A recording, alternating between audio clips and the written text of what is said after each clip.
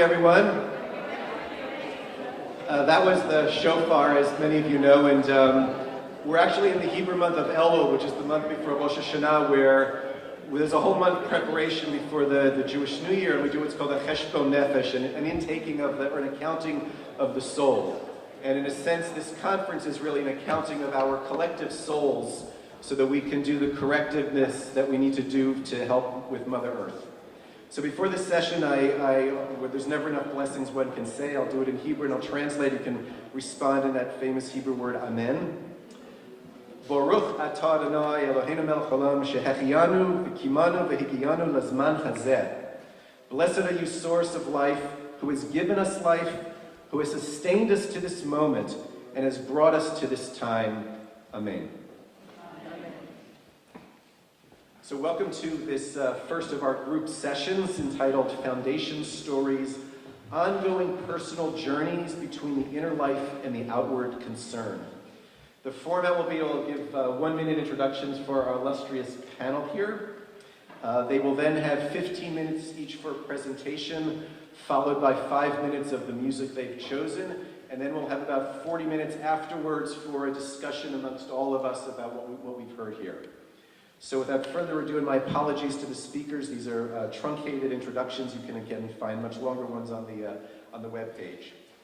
The Reverend Byron Breese is the pastor of the United Church of Strafford. Like myself, he grew up in the Garden State.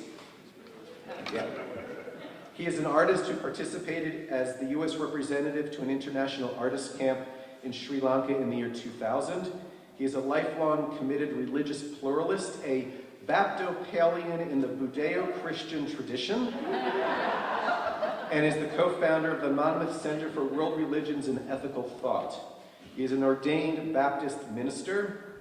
From 1998 to 2010, he taught world religion at Elmira College, and is a retired Air Force officer and major.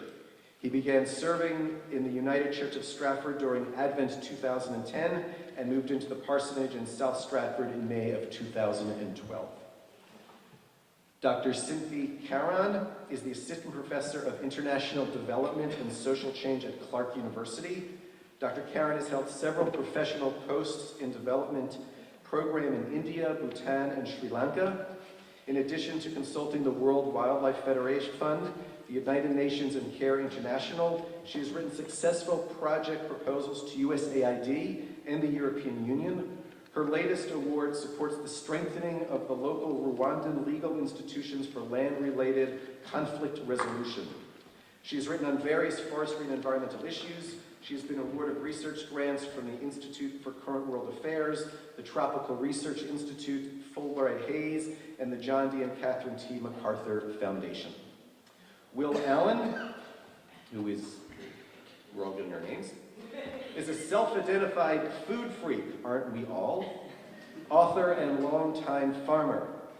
It is these primary passions, growing, cooking, and eating food, that have led him to a lifetime of activism. Will grew up on a small farm in Southern California and served in the Marine Corps between the Korean and Vietnam Wars. He taught at the University of Illinois at Urbana-Champaign and at the University of California, Santa Barbara, before being fired and sentenced to a year in jail for civil rights and anti-war activism. He returned to farming and farm labor full-time in 1972 and has been farming organically ever since in Oregon, California, and Vermont. He is currently a co-chair of Farms Not Arms and is a policy advisory board member of the Organic Consumers Association and serves on the board of Rural Vermont. And finally, Agnes Monroe. Angus, sorry about that. Sorry. I had this problem as a congregational rabbi too. Was born in the late 50s, the product of an intermarriage. One parent was a radical, the other a liberal.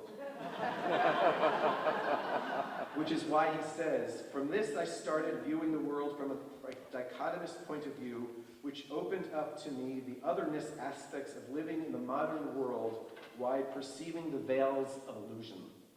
At Goddard College, he continued to pursue his interest in sculpture and shamanism.